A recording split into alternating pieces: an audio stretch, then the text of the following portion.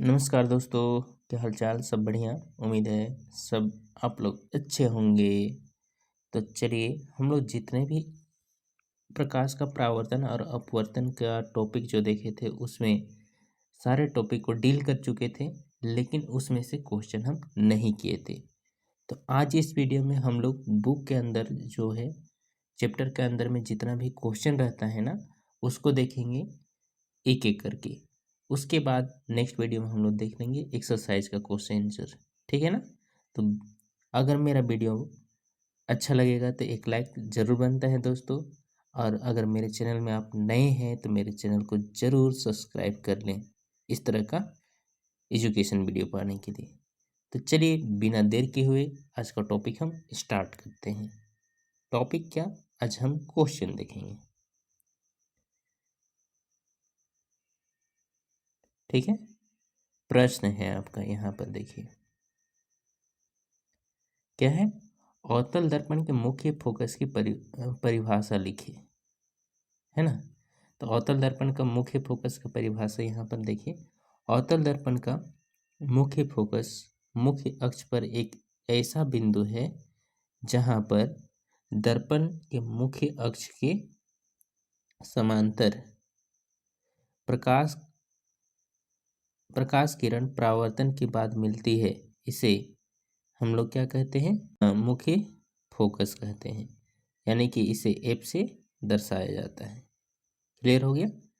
अब यहाँ पर देखिए, एक डायग्राम के थ्रू से हम लोग देख रहे हैं कि प्रकाश का किरण क्या हो रहा है, इस अवतल दर्पण पर आके टकरा रहा है। टकराने के बाद देखिए, यहाँ पर देखिए एफ लिखा हुआ है ना, इसी से सारा प्रकाश जो है परावर्तन के पश्चात गुजरता है। यही चीज़ है मुख्य फोकस, इसी को डिफाइन करने बोला था। क्लियर हो गया। आगे हम देखते हैं क्वेश्चन नंबर सेकेंड में देखेंगे क्या बोल रहा है। एक गोलीय दर्पण की वक्रता त्रिज्या 20 सेंटीमीटर है, इसकी फोकस दूरी क्या होगी? तो देखिए, यहाँ पर सोल्व कर दिया आप लोगों के लिए। दिया गया है क्या, r बराबर 20 सेंटीमीटर। अब चूंकि r बराबर क्या होता है 2f, दिस इम्प्लाइज f बराबर, यानी कि ये जो 2 है ये डिवाइड में चला गया, यानी कि r/2 हो गया। ये भी क्लियर हो गया। दिस इम्प्लाइज f बराबर हो गया 20/2, यानी कि 10 सेंटीमीटर। इसीलिए इसका फोकस दूरी जो है क्या हो गया, 10 सेंटीमीटर। कोई दिक्कत नहीं है। तो चलिए जल्दी से नोट कीजिए। आगे हम देखते हैं। क्वेश्चन है, उस दर्पण का नाम बताइए जो बीम का सीधा तथा आवर्धित प्रतिबिंब बना सके। तो ये है अवतल दर्पण। ठीक है। बीम का सीधा और आवर्धित प्रतिबिंब बनाता है, वो अवतल दर्पण बनाता है। क्लियर हो गया। आगे हम देखते हैं।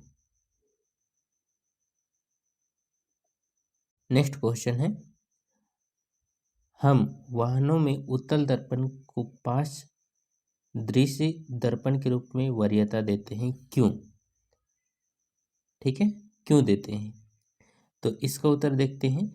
उत्तल दर्पण को वाहनों के पार्श्व दृश्य दर्पण के रूप में प्रयोग किया जाता है, क्योंकि पहला है इसमें प्रतिबिंब सदैव सीधा बनता है।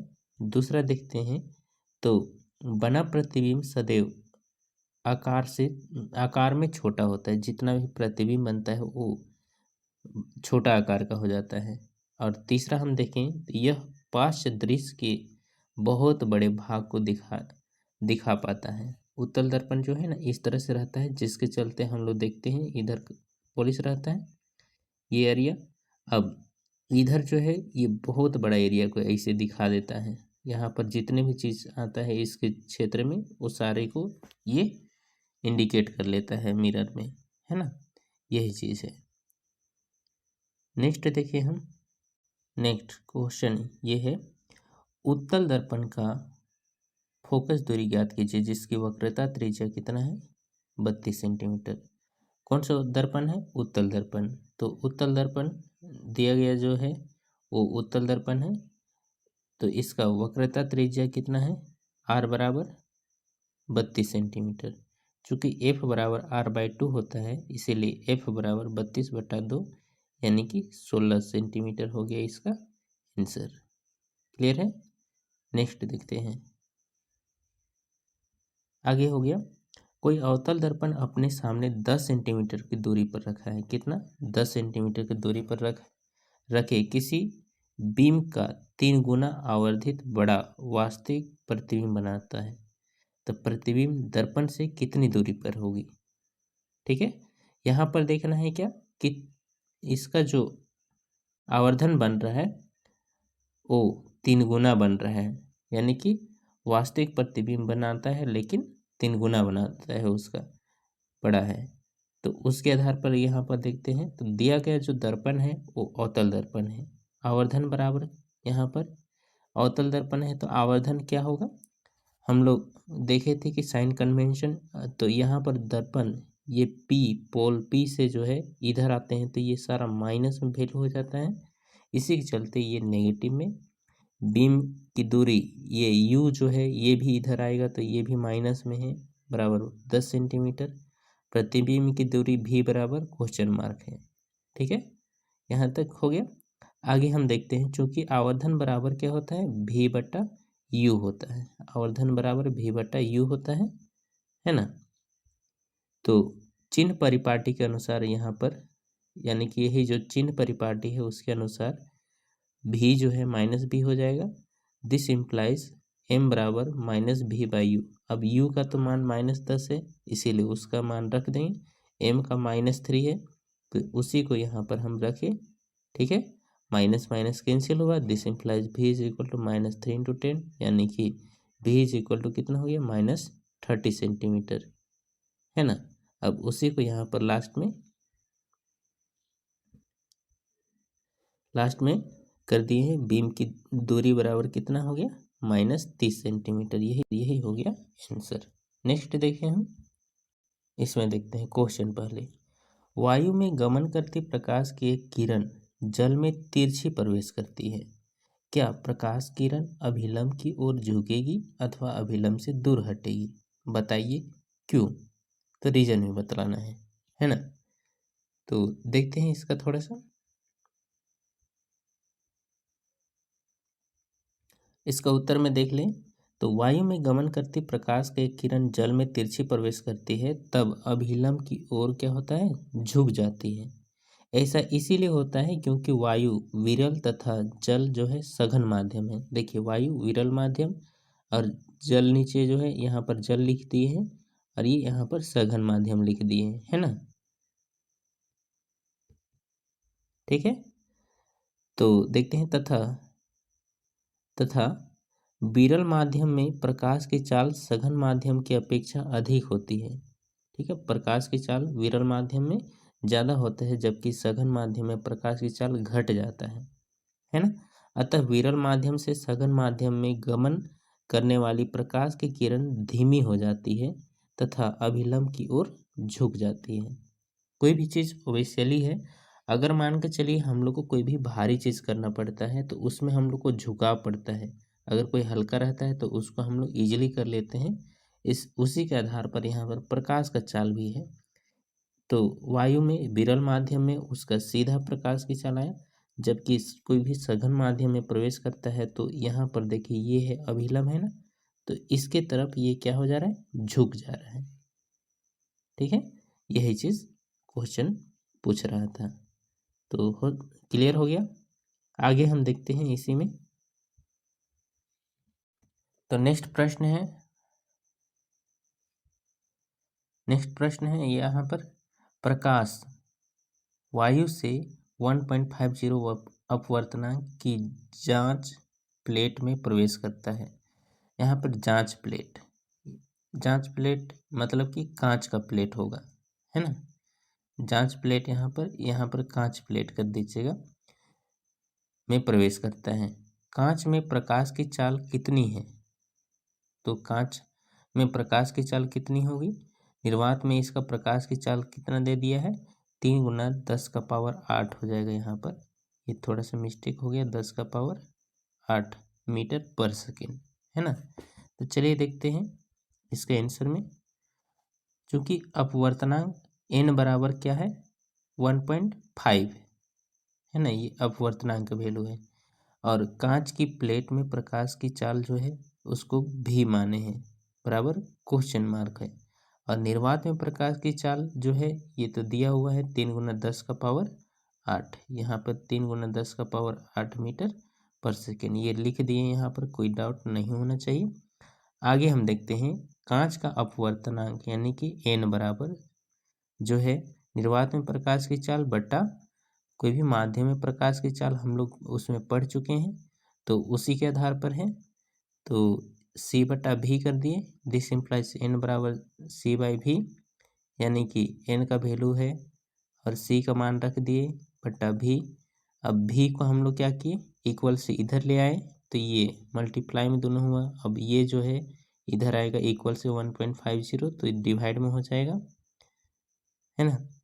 अब आगे देखते हैं, अब इसमें से जो है 1.5 था, जीरो का डेसिमल के बाद कोई वैल्यू नहीं होता है, इसीलिए उसको हटा के और यहाँ पर 30 कर दिए तो 15 हो गया, डेसिमल हट गया तो 15 हो गया।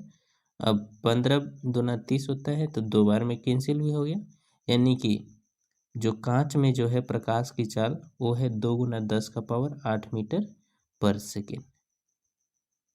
ठीक है, यही हो गया हम लोग का फाइनल आंसर, कोई डाउट नहीं है। तो जल्दी से नोट करें फिर आगे बढ़ते हैं। चलिए अगला क्वेश्चन की ओर, क्या बोल रहे हैं, सारणी 10.3 से अधिकतम प्रकाशिक घनत्व माध्यम को ज्ञात कीजिए। तो अधिकतम प्रकाशिक घनत्व का माध्यम को ज्ञात करना है और दूसरा है न्यूनतम प्रकाशिक घनत्व के माध्यम को भी ज्ञात कीजिए, यानी कि किसका अधिकतम प्रकाशिक घनत्व है और किसका न्यूनतम प्रकाशिक घनत्व है उसको निकालने बोला है। तो इसका उत्तर में देखते हैं, अधिकतम प्रकाशिक घनत्व का जो माध्यम है वो है हीरा।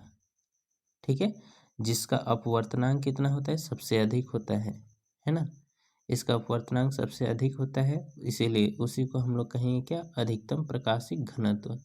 हीरा का अपवर्तनांक है 2.42।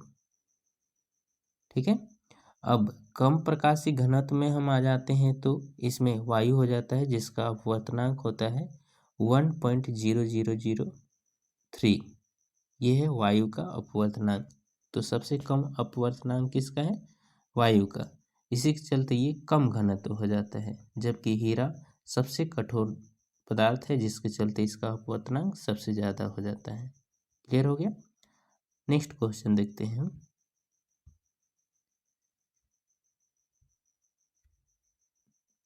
नेक्स्ट है हीरे का अपवर्तनांक 2.42 है। इस कथन का अब क्या अभिप्राय है, या इस कथन का क्या अभिप्राय है, वही चीज़ है। तो इसका उत्तर में देखते हैं, हीरे का अपवर्तनांक 2.42 है। इस कथन का अभिप्राय यह है कि हीरा का प्रकाशिक घनत्व सबसे अधिक है ना, इसीलिए हीरे में प्रकाश का गति जो है वो सबसे कम होता है। ठीक, तो यहाँ पर क्वेश्चन में देख लेते हैं, हीरे में अपवर्तनांक 2.42 है, इस कथन का क्या अभिप्राय है। तो इसका अभिप्राय देखते हैं इसका आंसर में, हीरा का जो अपवर्तनांक है 2.42, इससे पहले क्वेश्चन में देखे थे कि सबसे ज़्यादा अपवर्तनांक होता है हीरा का 2.42, इसमें भी वही चीज़ है। इस कथन का अभिप्राय यह है कि हीरे का प्रकाशिक घनत्व सबसे अधिक है। प्रकाशिक घनत्व सबसे अधिक है क्योंकि मजबूत सबसे कठोर पदार्थ है, इसीलिए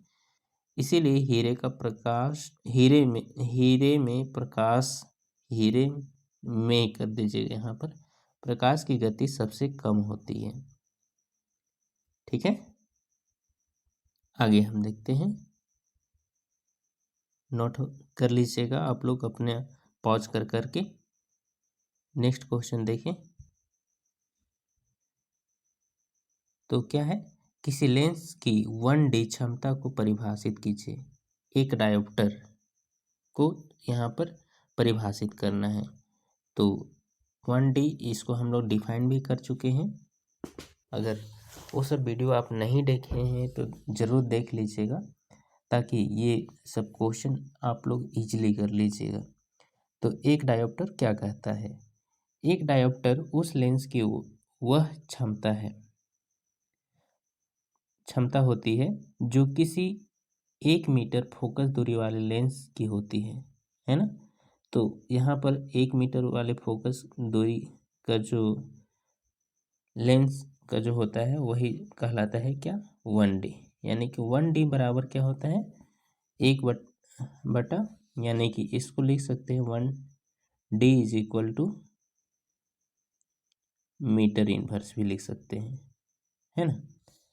तो ये हो गया 1D को परिभाषित, 1D का परिभाषा। आगे हम देखते हैं, चलिए ये थोड़ा सा लॉन्ग क्वेश्चन टाइप का है। इसमें हम देखते हैं, थोड़ा लॉन्ग क्वेश्चन टाइप का लग रहा है, लेकिन कोई दिक्कत नहीं है, सारा इजी लगेगा। कोई उत्तल लेंस किसी सुई का वास्तविक तथा उल्टा प्रतिबिंब उस लेंस से 50 सेंटीमीटर दूर बनाता है।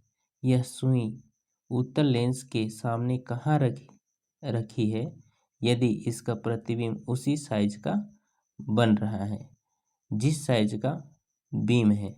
लेंस की क्षमता भी ज्ञात करना है। ठीक है, यहाँ पर देखते हैं क्या। तो सबसे पहले हम लोग इसको फिगर के थ्रू से समझ लेते हैं, ताकि आप लोग अगर बनाइएगा क्वेश्चन तो वो पूरा इजीली समझ में आ जाएगा।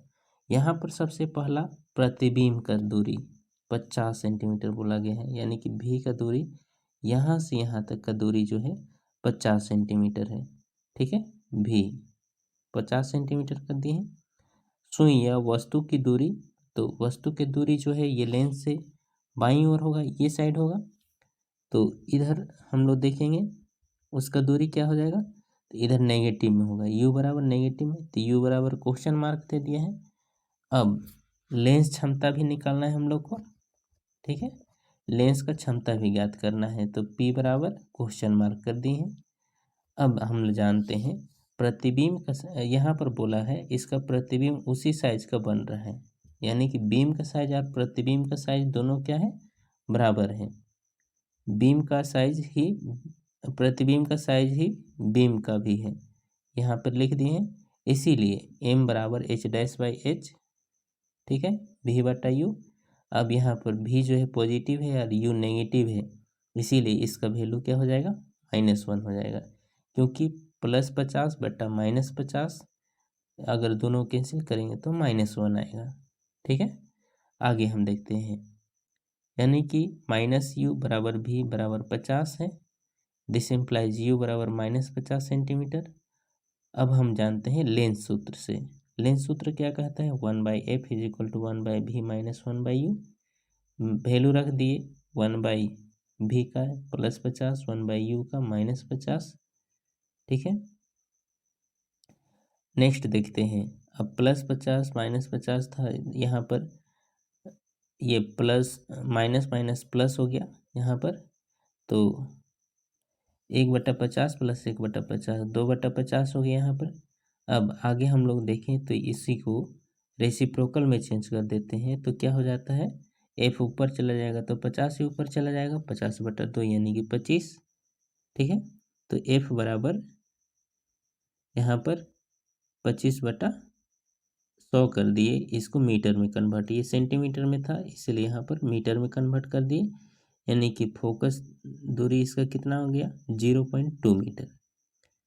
और p बराबर हम लोग जानते हैं 1/f, पावर ऑफ लेंस बराबर 1/f होता है, यानी कि 1/0.25। अब डेसिमल हटा दिए तो 100/25, यानी कि इसका आंसर क्या हो गया, 4D। ठीक है, कोई डाउट नहीं है, नोट कर लीजिएगा। आगे हम देखते हैं, क्वेश्चन है 2 मीटर फोकस दूरी वाले किसी अवतल लेंस की क्षमता ज्ञात कीजिए। तो यहाँ पर दिया गया है अवतल लेंस, तो फोकस दूरी बराबर यहाँ पर -2 सेंटीमीटर हो जाएगा। लेंस क्षमता p बराबर क्वेश्चन मार्क है, देयरफॉर p बराबर 1/f होता है, तो यहाँ पर f का वैल्यू रखें, यानी कि 0.5D, यह आ गया इसका आंसर। कोई डाउट नहीं होगा। तो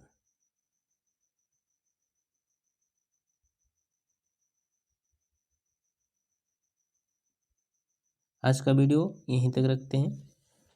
उसके बाद नेक्स्ट हम लोग देखेंगे एक्सरसाइज का प्रश्न उत्तर। तो इसी तरह का वीडियो और पाने के लिए और भी देखेंगे, इसमें जितना भी आप लोग का एग्ज़ाम बेस्ड जो क्वेश्चन रहता है वो सब सारा प्रश्न इस चैप्टर से बनाकर अपलोड कर देंगे।